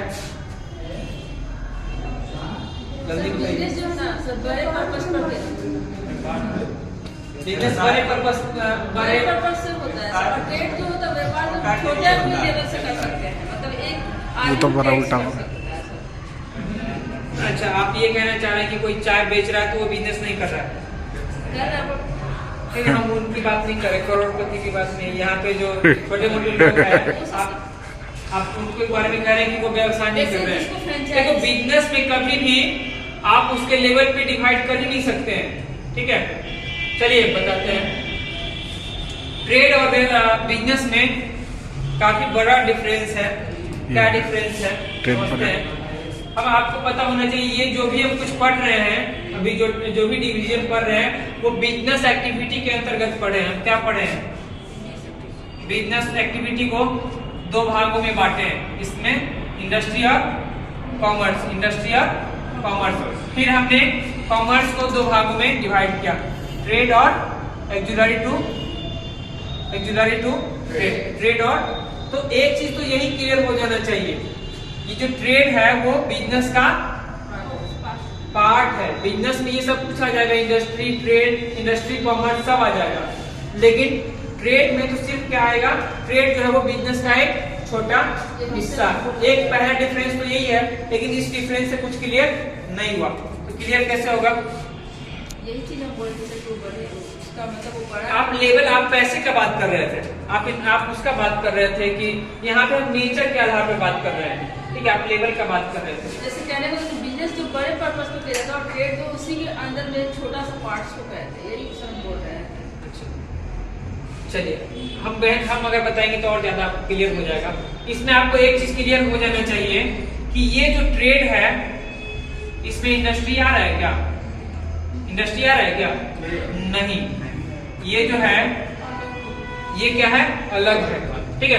तो जो मैन्युफैक्चरिंग वाला जो पार्ट है, जहाँ पे रॉ मटेरियल से फिनिश्ड गुड्स को कन्वर्ट करते हो, वो तो कहाँ पे चला गया, इंडस्ट्री में। तो वो चीज यहाँ पे आ पाया क्या, नहीं आ पाया। यहाँ पे सिर्फ और ट्रेड में सिर्फ और सिर्फ क्या होगा, बने बनाए गुड्स को, बने बनाए गुड्स या सर्विसेज जो भी है उसको सिर्फ एक्सचेंज करना, उसको सिर्फ क्या करना, buying and selling, buying and.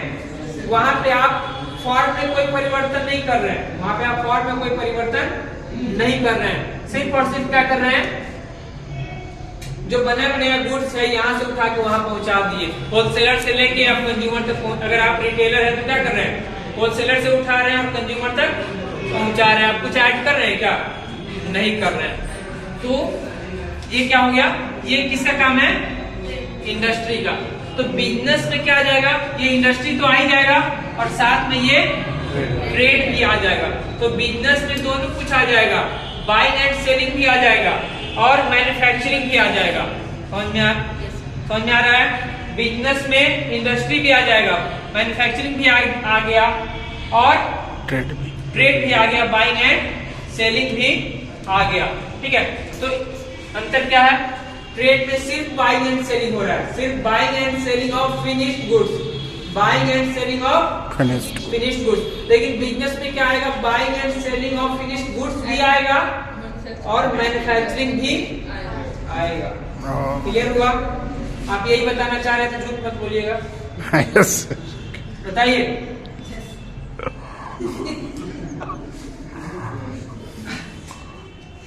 गलती मानने में कोई हर्ज नहीं होना चाहिए। ठीक है, तो ट्रेड मतलब क्या है?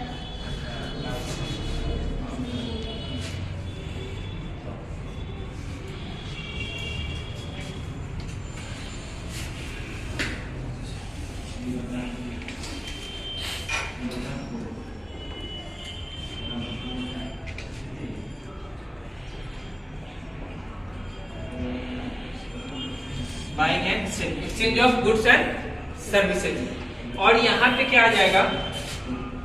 ए टू ट्रेड मतलब कि बिजनेस करने में ऐसा तो नहीं होता कि खरीद लिए बेच दिए। इतना आसान है क्या? इतना आसान है क्या? इतना आसान बिल्कुल भी नहीं है। तो इसको आसान बनाने के लिए, बाइंग एंड सेलिंग को आसान बनाने के लिए, मैन्युफैक्चरिंग को, पूरे बिजनेस सिस्टम को आसान बनाने के लिए हमें कुछ चीजों का हेल्प लेना पड़ता है। बिजनेस में कई सारे समस्याएं आती है, कई सारी समस्याएं आती है, तो उन समस्याओं को दूर करना जो है किसका काम है? एड या एक्जुलरी टू ट्रेड। ठीक है, तो वो हमारा कौन कौन है? जैसे बिजनेस में एक बड़ी समस्या आती है कि हमें क्या करना है, गुड्स को मतलब कि लोगों का जरूरत पड़ता है, क्योंकि एक आदमी जो है वो कहीं से गुड्स उठाए और पूरे मार्केट में, पूरे वर्ल्ड में वो सप्लाई करे, अकेला किसी का हेल्प नहीं लेना है। तो ये संभव है क्या? नहीं। हमें कई सारे इंटरमीडियरीज का सहायता लेना पड़ता है। तो आपको यहाँ पे लिखा मिलेगा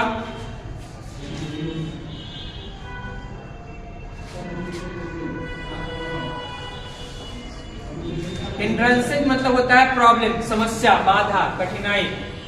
ठीक है, तो हिंड्रेंसेज ऑफ पर्सन, जो आपको लोगों की समस्या है और लोग चाहिए आपको डिस्ट्रीब्यूट करने के लिए, तो वो समस्या को दूर कौन करता है? इंटरमीडियरीज। कौन? इंटरमीडियरीज। समझ लिख लें।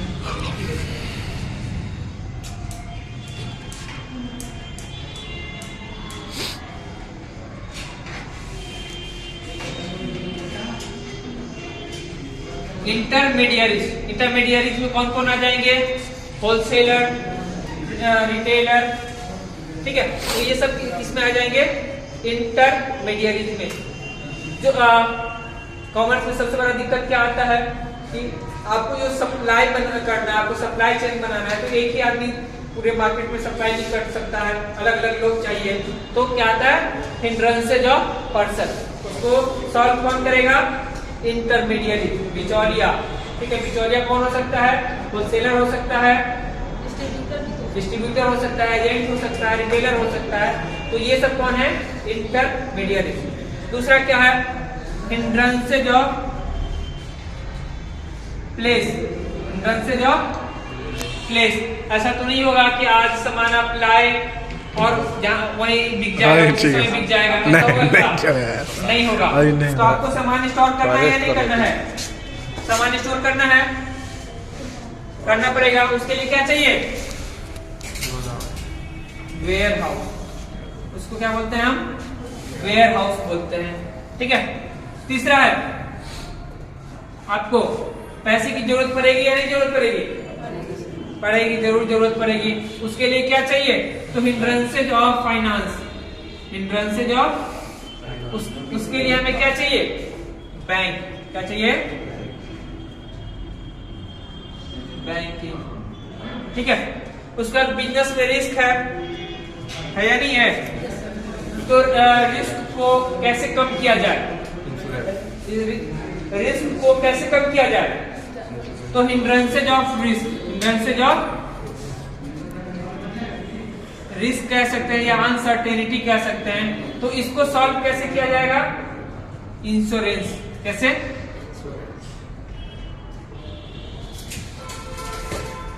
उसके बाद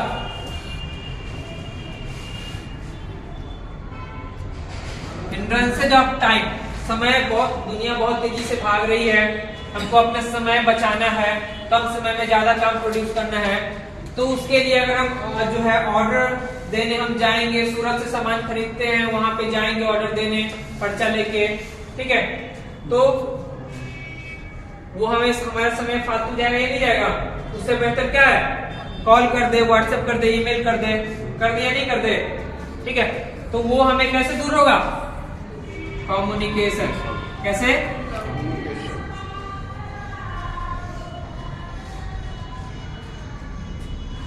हिंड्रेंसेज ऑफ सप्लाई, ठीक है। हमें सप्लाई करना है, सर पे तो ले नहीं जाएंगे, ले जाएंगे क्या, उसके लिए हमें क्या चाहिए, ट्रांसपोर्ट, क्या चाहिए, ट्रांसपोर्टेशन, क्या चाहिए, ट्रांसपोर्टेशन। ट्रांसपोर्टेशन भी हमें क्या करता है, हेल्प करता है। और आपको बिजनेस में क्या समस्या नजर आता है, मेजर यही सारे हैं, और वैसे तो आते ही रहते हैं, लेकिन मेजर क्या है, यही है। और एक और हो सकता है क्या, डिजास्टर। डिजास्टर के लिए तो क्या है, रिस्क है, और रिस्क के लिए क्या करते हैं, इंश्योरेंस, ठीक है। एक और लिख लेते हैं, एडवर्टीजमेंट, क्या, एडवर्टीजमेंट, वही इंफॉर्मेशन के लिए, किसके लिए, वही लिख ही रहे थे, इंफॉर्मेशन के लिए क्या करा लेते हैं, एडवर्टीजमेंट कराते हैं, ठीक है। तो ये जो है मेजर जो है वो बिजनेस में समस्याएं आती है, और उस समस्या का समाधान हमारे पास अवेलेबल है। तो ये सब किसके अंतर्गत आ जाएगा, एड या एक्सिलरी टू ट्रेड। और यही सारे जो है वो क्या है, टर्शियरी इंडस्ट्री है, क्या है, टर्शियरी इंडस्ट्री है, ठीक है। तो अब आप कहेंगे सर इंडस्ट्री का एक हिस्सा, दो हिस्सा इंडस्ट्री में है, एक कॉमर्स में है, तो ये भी जो है वो इंडस्ट्री का ही पार्ट है। लेकिन जब हम, क्योंकि इसको डिटेल में पढ़ रहे हैं, कॉमर्स के पॉइंट ऑफ व्यू से पढ़ रहे हैं, इसको इसलिए हम इसको अलग पार्ट में डिवाइड कर रहे हैं। बाकी अगर कोई अलग आदमी पढ़ेगा, साइंस वाला या आर्ट्स वाला पढ़ेगा कोई, तो उसके लिए ये भी क्या है, इंडस्ट्री है, उसके लिए ये भी क्या है, इंडस्ट्री ही है। समझ में आया। तो आपको यहाँ से ही क्वेश्चन पूछा, क्योंकि सिलेबस का जो बहुत कम है, सिलेबस आप लोग का सिलेबस इतना कम है, इसीलिए कहीं से भी क्वेश्चन पूछा जा सकता है, किसी भी हिस्से को हम स्किप कर ही नहीं सकते हैं। जो एग्जामिनर है उसको पूछने के लिए इतना कम सिलेबस है कि एक ही पॉइंट से 2-3 क्वेश्चन हो सकता है। यहाँ तक क्लियर है, ठीक है। इसके बाद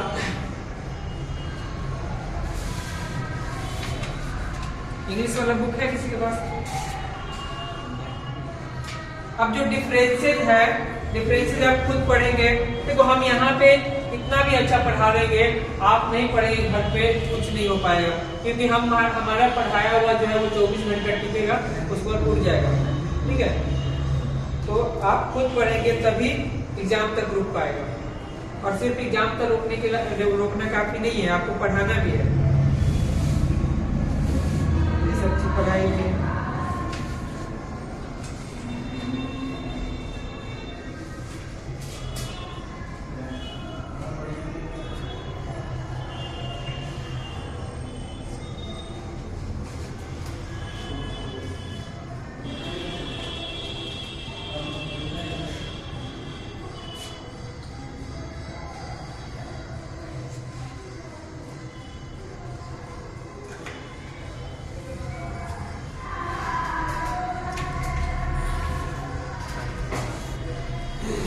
यहाँ तक क्लियर है?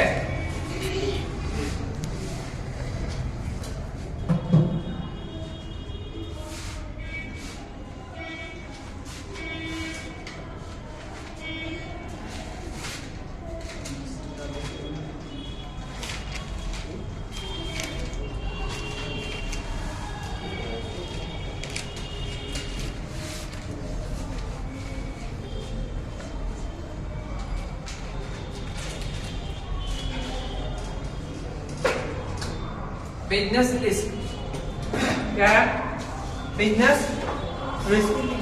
बिजनेस तो क्या है ये आपको तो अच्छे से पता चल गया होगा अभी तक, ठीक है। समझते हैं रिस्क क्या है। रिस्क मतलब इसको हिंदी में क्या बोलते हैं? जोखिम, ठीक है। पूरे को बोलते हैं व्यवसाय जोखिम, ठीक है। लेकिन सिर्फ रिस्क मतलब क्या होता है? जोखिम। तो रिस्क क्या होता है? जोखिम क्या होता है? The chance of happening loss, the probability of, the possibility of happening loss is called risk. हानि होने की संभावना को, ऐसा नहीं कि हानि हो ही जाएगा, ठीक है। हानि होने की संभावना को क्या बोलते हैं? रिस्क या जोखिम, ठीक है।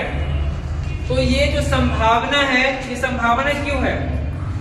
सर हानि का थोड़ी होता है, इसमें तो जोखिम में तो सर दोनों आता है, कभी प्रॉफिट भी हो सकता है और जोखिम भी होता है। इसको हानि ये जो है रिस्क जो है वो एक क्या है? निगेटिव वर्ड है। क्या है? निगेटिव वर्ड है, ठीक है। यहाँ पे हम लॉस की बात हम इसलिए तो वर्ड जोड़े हैं, क्या वर्ड जोड़े हैं? पॉसिबिलिटी। लाभ रिस्क कैसे हो जाएगा? इसीलिए प्रॉफिट वर्ड रिस्क हम यहाँ है। पे क्या जोड़े हैं? पॉसिबिलिटी। हम ये कभी बोले कि हानि हो ही जाएगा, आप ये कहना चाह रहे हैं कि लाभ होने की संभावना को जोखिम कहेंगे। इसमें लाभ भी तो हो लाभ भी हो सकता है और हानि भी हो सकता है। तो हम यहाँ पे पढ़ाई किस लिए कर रहे हैं? लाभ की। एक मिनट, अब हम बोलना चाहते हैं पर्पस क्या है? पर्पस लाभ है, पर्पस को पूरा करने में रिस्क है। तो आप प्रॉफिट को पर्पस मानो और उस पर्पस में यदि आपको लॉस हो रहा है वो रिस्क है, तो प्रॉफिट को रिस्क नहीं कह सकते हैं। प्रॉफिट तो हमारा पर्पस है, उस उद्देश्य से काम कर रहा है। इतना कॉमन सेंस नहीं है। नहीं सर, देखिए, क्योंकि यहाँ पे जो हम सब कुछ कर क्यों रहे हैं? प्रॉफिट के लिए हाँ, कर प्रॉफिट रहे के लिए इसलिए कर रहे हैं। पर्पस तो वही है ना। प्रॉफिट के लिए कर रहे हैं और प्रॉफिट होने में जो बाधा आ रही है, क्या आ रही है? बाधा आ रही है, बैरियर्स इन प्रॉफिट, ठीक है। तो और ये रिस्क क्रिएट क्यों हो रहा है? ये रिस्क क्रिएट क्यों हो रहा है? अनसर्टेनिटी की वजह से। किसकी वजह से? अनसर्टेनिटी। किसकी वजह से? अनसर्टेनिटी मतलब अनिश्चितता। क्या होता है? अनिश्चितता। और अनिश्चितता का क्या होता है? Due to future is not secure.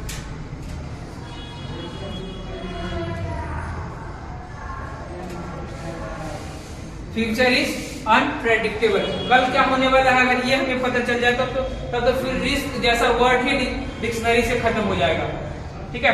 कल क्या होने वाला है वो बहु 100% अगर हमें पता चल जाए तो इस वर्ड को हम डिक्शनरी से हटा दें, ठीक है। तो ये वर्ड डिक्शनरी में एग्जिस्ट क्यों करता है? क्योंकि कल क्या होगा, अगले क्षण अगले पल क्या होगा ये हमें पता नहीं है। इसको हम अनुमान तो लगा सकते हैं, ठीक है, लेकिन गारंटी के साथ नहीं कह सकते हैं। तो इसी वजह से जन्म होता है अनसर्टेनिटी का, और अनसर्टेनिटी की वजह से ही किसका जन्म होता है? किसका? जोखिम का, रिस्क का, ठीक है। आप यहाँ पे हम ये रिस्क जो है वो निगेटिव वर्ड है, ठीक है। प्रॉफिट को होने से जो रोक रहा है वो क्या है? आई होप आपको क्लियर हो गया होगा, ठीक है। तो ये हमारा है, और यहाँ पे हम बाकी रिस्क की बात नहीं कर रहे हैं। किस रिस्क की बात कर रहे हैं? बिजनेस। बिजनेस में होने वाला जो प्रॉफिट है उसमें जो उस प्रॉफिट को होने से जो रोक रहा है या रोक सकता है, तो ऐसे ही एक्टिविटी को क्या बोलेंगे? Business risk. क्या बोलेंगे? बिजनेस रिस्क बोलेंगे। अब ये बिजनेस रिस्क कितने प्रकार के हैं? एक चीज है कि बिजनेस रिस्क को कम किया जा सकता है, कहीं पे ज्यादा होगा कहीं पे कम होगा, लेकिन इसको खत्म नहीं किया जा सकता, जीरो नहीं किया जा सकता। रिस्क को जीरो करने का क्या मतलब हुआ कि आप गॉड हो गए, आप भगवान हो गए, आप गलती कर ही नहीं सकते, आपके साथ गलत हो ही नहीं सकता। तो ऐसा है क्या? ऐसा बिल्कुल नहीं है, ठीक है।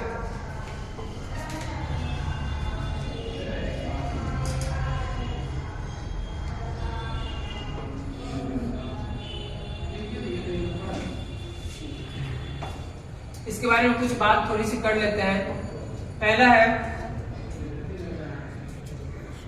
ये हर एक बिजनेस का क्या है, इंटीग्रल पार्ट है। बिजनेस का ये क्या है, इंटीग्रल पार्ट है, मतलब कि किसी बिजनेस से रिस्क को अलग कर ही नहीं सकते हैं। ठीक है, किसी बिजनेस में कम होगा, किसी बिजनेस में ज्यादा होगा, लेकिन हर एक बिजनेस में क्या होगा, रिस्क होगा ही। तो ये बिजनेस का क्या है, इंटीग्रल पार्ट है। दूसरा क्या है, it the degree of risk में differ, the degree of risk में डिफर। तो किसी बिजनेस में रिस्क ज्यादा हो सकता है, कम हो सकता है। जैसे कि कोई पेरिसेबल नेचर का गुड्स है, तो कोई आदमी ऐसा बिजनेस कर रहा है तो उसके पास ज्यादा रिस्क है, क्योंकि ज्यादा दिन तक वो स्टोर कर नहीं सकता है। ज्यादा दिन तक अगर उसका नहीं बिका तो वो सामान बर्बाद हो जाएगा, तो ज्यादा रिस्क है। कोई ड्यूरेबल नेचर का गुड्स बेच रहा है, जैसे टीवी फ्रिज एसी का बिजनेस कर रहा है, तो ज्यादा दिन तक वो स्टोर कर सकता है। ठीक है, उसी तरीके से बिजनेस का अगर साइज बड़ा है तो रिस्क भी ज्यादा है, बिजनेस का अगर साइज छोटा है तो रिस्क भी क्या है, कम है। तो डिग्री कम या ज्यादा हो सकता है, मगर होगा सबके पास।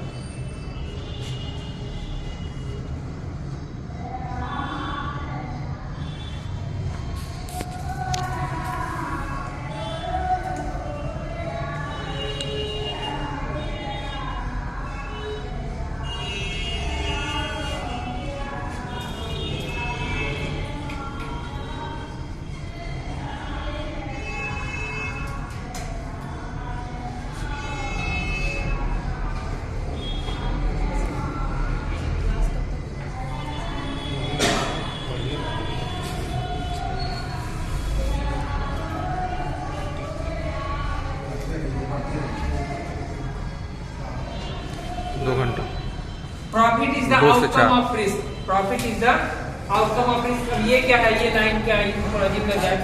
तो देखो, ये इस लाइन का कहने का ये मतलब है कि अगर आप रिस्क नहीं लेंगे तो प्रॉफिट आपको होगा क्या, लॉस भी हो सकता है, लॉस भी हो सकता है। लेकिन अगर आप रिस्क लेंगे ही नहीं तो भले ही लॉस ना हो, भले ही लॉस ना हो, लेकिन प्रॉफिट भी होगा क्या, नहीं होगा। तो प्रॉफिट भी आपको क्यों हो रहा है, क्योंकि आपने क्या लिया है, रिस्क लिया है। ठीक है, अब यहां से आपको क्वेश्चन आ सकता है कि फैक्टर ऑफ रिस्क,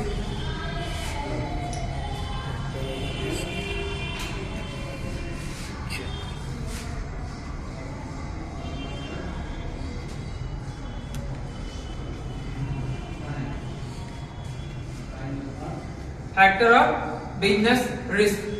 बिजनेस में रिस्क होने का क्या क्या कारण है, बिजनेस में रिस्क होने का क्या क्या कारण है।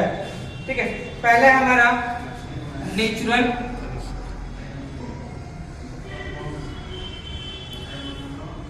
नेचुरल कॉजेज, प्राकृतिक कारण।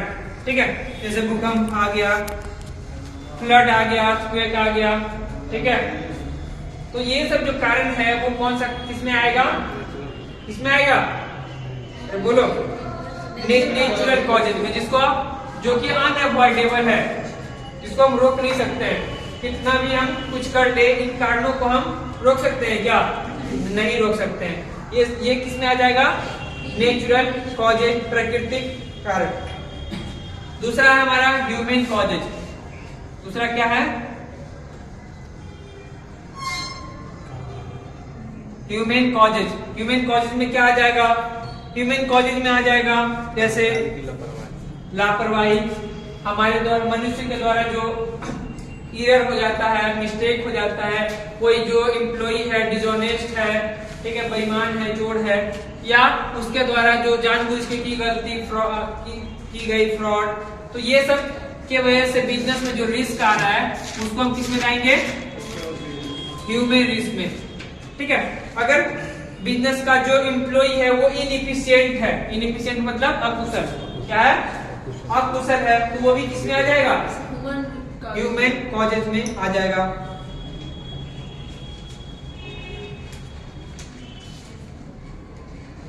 तीसरा है इकोनॉमिक कॉजेज। हालांकि इकोनॉमिक कॉजेज भी आपको ह्यूमन कॉज जैसा ही लगेगा, लेकिन इसमें क्या क्या आ जाएगा, जैसे इनोवेशन, जैसे कि क्या आ जाएगा, अगर आपके पास ज्यादा पैसा हो तो आप इनोवेट कर पाएंगे, इनोवेशन कर पाएंगे। ठीक है, कई बार तो ऐसा होता है कि आप कुछ नहीं करते हैं, आप कुछ गलत नहीं करते, फिर भी आपके साथ गलत हो जा रहा है, ऐसा कई बार होता है। तो जैसे हम एग्जांपल लेते हैं, एक बिजनेस जो है वो बहुत अच्छा चल रहा है, वो किसी प्रकार का इनोवेशन नहीं कर रहा है, अपने आप में कोई बदलाव नहीं कर रहा है, और कुछ समय के बाद वो देखता है कि हम बिजनेस से, हम मार्केट से आउट हो गए, हम मार्केट से आउट हो गए, हमारा प्रॉफिट जो है वो साल पर मतलब कि लगातार गिरते जा रहा है, हम कुछ नहीं कर रहे हैं, लेकिन फिर भी हमारा प्रॉफिट क्या हो रहा है, गिरते जा रहा है। ऐसा क्यों हो रहा है? क्योंकि आप अपने आप को मॉडर्नाइज नहीं कर रहे, इनोवेट नहीं कर रहे हैं, अपडेट नहीं कर रहे हैं। तो बाकी जो मार्केट है वो आपके लिए तो नहीं रुका रहेगा, तो वो मॉडर्नाइज कर रहा है, ठीक है, अपने आप को टेक्नोलॉजी से जोड़ रहा है। तो भले ही आप स्थिर है, लेकिन लोग आपसे आगे जा रहे हैं, इस वजह से आप क्या हो गए हैं, मार्केट से आउट हो गए। तो उसको हम क्या बोलते हैं, इकोनॉमिक कॉजेज। ठीक है, तीसरा और चौथा है अदर। तो इन सब के अलावा अगर बिजनेस में किसी प्रकार का और जो लॉस हो रहा है, जैसे गवर्नमेंट ने अपना पॉलिसी चेंज कर दिया जो कि आपके बिजनेस के खिलाफ है, तो वो किस में आ जाएगा, अदर में आ जाएगा। ठीक है, दो देश में लड़ाई हो गया, वो भी किस में आ जाएगा, अदर में ही आएगा। सर ये जो इकोनॉमिक वाला है, आर्थिक कारण, उसमें ये बैंकिंग से रिलेटेड जैसे ब्याज दर में वृद्धि सब हो सकता है, ये भी आ जाएगा बिजनेस से। मान लीजिए कि आपका जो है वो, ऐसे हर एक बिजनेस जो है वो तो अब लोन पे ही चलता है। ठीक है, लोन लेते हैं, तो अगर मान लीजिए आपने लोन लिया और अचानक से क्या हो गया, ब्याज दर बढ़ गया, ब्याज दर क्या हो गया, बढ़ गया, आपका मार्जिन बढ़ा नहीं, आपका रेवेन्यू बढ़ा नहीं, आपका सेल्स बढ़ा नहीं, अब आपको ज्यादा क्या करना पड़ेगा, इंटरेस्ट देना पड़ेगा।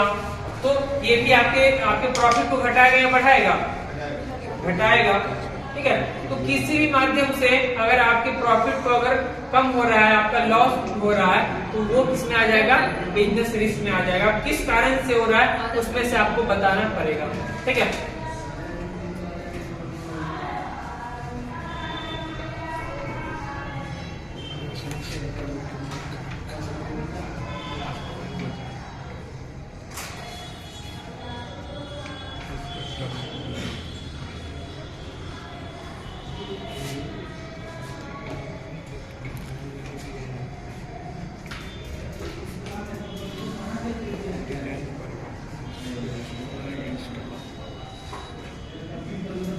अब देखो आगे है, इंग्लिश वाले किसी के पास नहीं है, कल इंग्लिश बुक भी लेके आइएगा।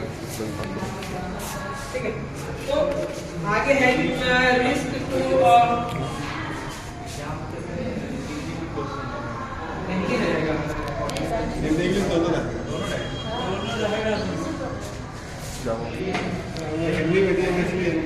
कोई बात नहीं। यहाँ तक अभी तक जो पढ़ा है उसमें हिंदी इंग्लिश का कोई इशू है क्या? नहीं है।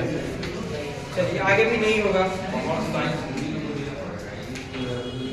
आप अकाउंट में जनरल एंट्री कैसे करते हैं?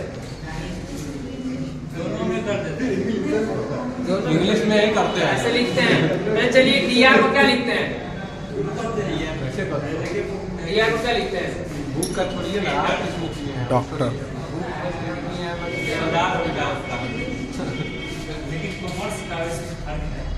चलिए ठीक है। तो रिस्क किसमें ज्यादा होगा, किसमें कम होगा, ये डिपेंड किस पे करेगा? पहला है size and nature of business. Size and nature of business. तो बिजनेस का अगर साइज अगर बड़ा है तो रिस्क भी क्या होगा? ज्यादा होगा। साइज अगर छोटा है तो रिस्क भी क्या होगा? कम होगा। और अगर नेचर, बिजनेस का जो नेचर है, ठीक है, पेरिसेबल नेचर का है। किस नेचर का? पेरिसेबल। पेरिसेबल मतलब जो जल्दी खराब हो जाता है, तो जल्दी क्या हो जाता है? खराब हो जाता है, तो उसको पेरिसेबल नेचर का बोलते हैं। जैसे सब्जी, जैसे फल, जैसे कि डेयरी प्रोडक्ट, ये सब क्या है? पेरिसेबल नेचर का है। तो उसमें रिस्क ज्यादा होगा। जिस चीज को जितना ज्यादा दिन तक स्टोर कर सकते हैं तो वो ड्यूरेबल नेचर का हो जाएगा। तो रिस्क ज्यादा या कम होगा, ये किस पे डिपेंड करेगा? Size and nature. दूसरा क्या हो सकता है? फर्म का आकार बता ही दिया, स्वामित्व के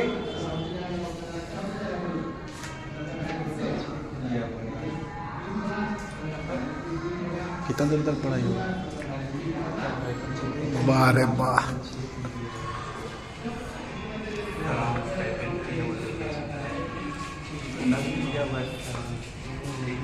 रीजनिंग भी है। चलिए आज के लिए इतना ही रखते हैं, ठीक है? आपका काम है पूरा पढ़ना, इसमें ऐसा कुछ भी नहीं है जो हम स्किप करके आगे बढ़े हैं। आपको सब कुछ पढ़ना है, तभी आप एग्जाम में आपको क्लिक कर पाएंगे, ठीक है?